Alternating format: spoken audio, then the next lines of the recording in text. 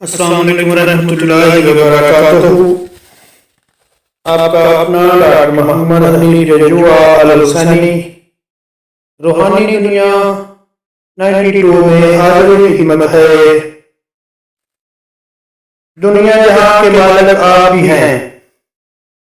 रसूल अकरम सल्लल्लाहु अलैहि वसल्लम ने फरमाया, तुम में से जिसने भी इस हाल में सुबह की कि वो अपने घर या गांव में अमन से हुआ और जिस्मानी लिहाज से बिल्कुल तंदुरुस्त हो और दिन भर की रोटी इसके पास मौजूद हो, तो गोया इसको पूरी दुनिया अता कर दी गई।